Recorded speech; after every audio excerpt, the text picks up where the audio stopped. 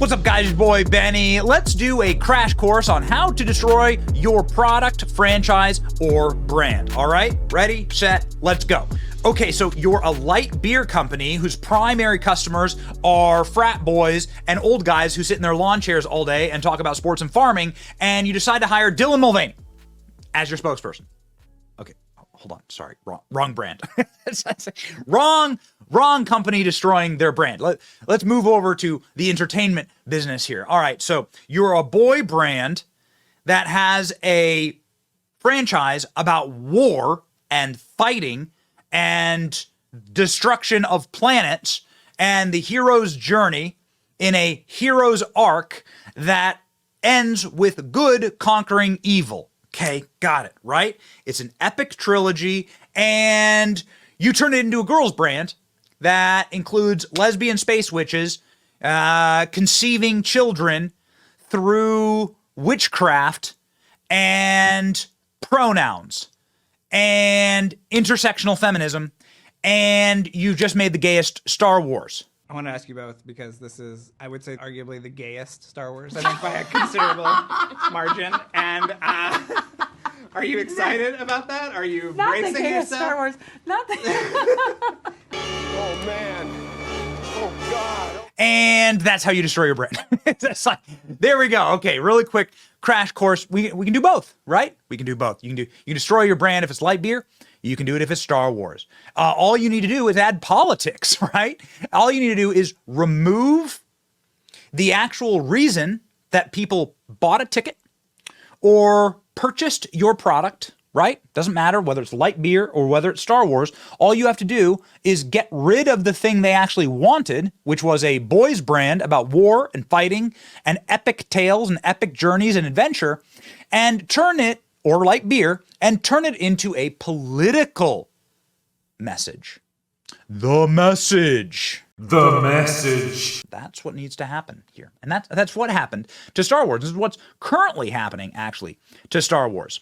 The final little sprinkle on top here is you need to then blame your fans. When it all goes tits up, for lack of a better term, you gotta blame the fans, all right? You gotta say that there are too many toxic male fans inside of your franchise. Or, better yet, my favorite, you need to say that it's an embarrassment that people don't like your franchise anymore, because, of course, you spit on them and you made a product that's trash.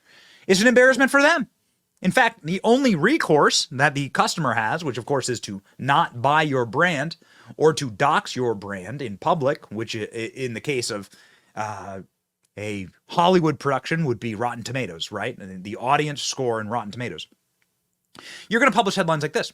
The Acolyte's 15% audience score is embarrassing for you. Uno reverse. Got him.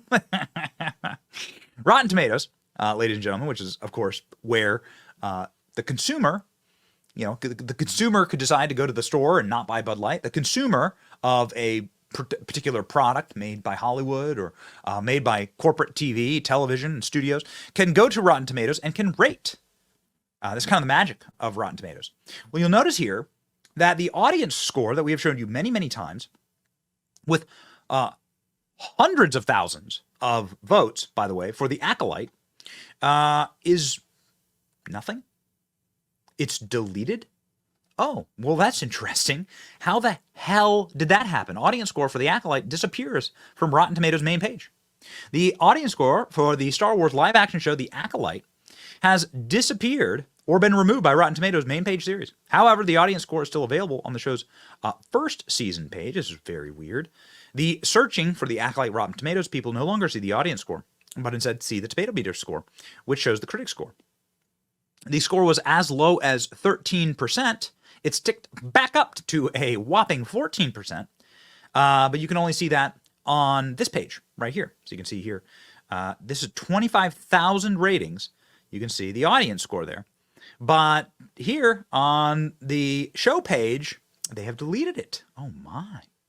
Rotten Tomatoes previously faced criticism back in 2019 when it deleted over 50,000 audience reviews for another Disney property, Captain Marvel. The company explained in a statement that we launched some changes to the movie's pre-release functionality, which included not allowing users to leave comments on prior reviews and movie release. However, we still invite users who want to see the movie, blah, blah, blah. So it is effectively, they're saying this is a bug in the system. And they're not just doing the bidding of Disney because they're being cudgeled too. This does not seem like an isolated incident for the Acolyte. Other Star Wars shows are also missing audience scores, like Obi-Wan Kenobi, Andor, The Mandalorian, Ashoka. Interestingly, the Book of Boba Fett still has an audience score, so no rhyme or reason to this. Ha ha ha, it keeps getting better. Rotten Tomatoes just hid the audience score from the Acolyte. It was 14% at 25,000 reviews. Uh-oh. Oh, boy. So there is now a Rotten Tomatoes link here saying that maybe they're going to claim this is a glitch again, but Nerdrotic was all over it. This is like the guy that I get all of my pop culture through. Audience score removed from Rotten Tomatoes main search. Now you have to click on the link below. There you go. They were sick of seeing it used on social media posts. This won't help. So far, this is Jeremy from Geeks and Gamers. So far, it's only doing this for Disney Plus Star Wars shows. Wild, House of Dragon, and The Boys audience shows goes up. Mandalorian, Andor, Obi-Wan Kenobi, and the Acolyte audience scores are all gone. Oh my, oh my.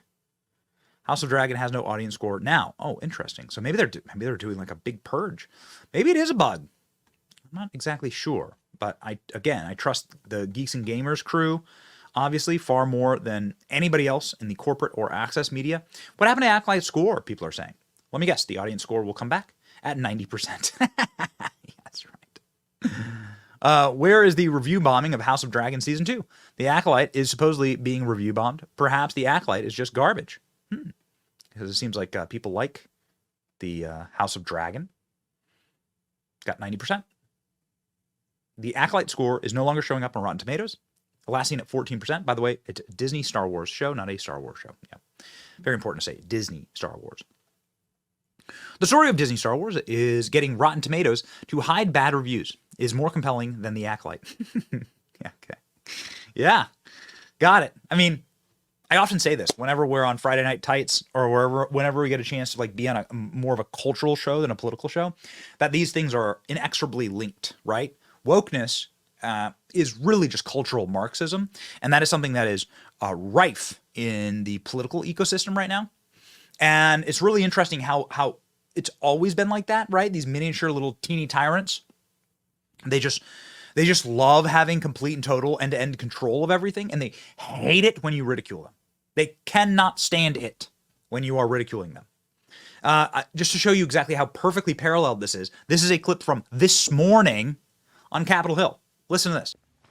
Now, a senior House Democratic leadership source says President Biden will not meet with congressional Democrats this week. The reason, the source said, quote, because he does not want to meet with people who will say things he does not want to hear. Oh, man, it's so perfect. It really is. Like, it's so perfect. This is how it's always gone. You're right? So it's the exact same thing. So Joe Biden's Rotten Tomatoes score, right? It's the same thing. It's the same principles. Joe Biden is deleting his Rotten Tomatoes score, okay? Joe Biden only wants to hear from a small group of people who are paid to tell him nice things. Same thing right here. And not this. The people who are not paid and who may just be honest with him about the disaster that he has created. And the principles, the same principles exist, right? Unspeakable, truly noxious awokeness that has infected everything and is ruining a lot of wonderful things in this country, whether it's entertainment, Star Wars, or whether it's really the fabric and the state of the country. Bad. It's amazing how the principles are the same.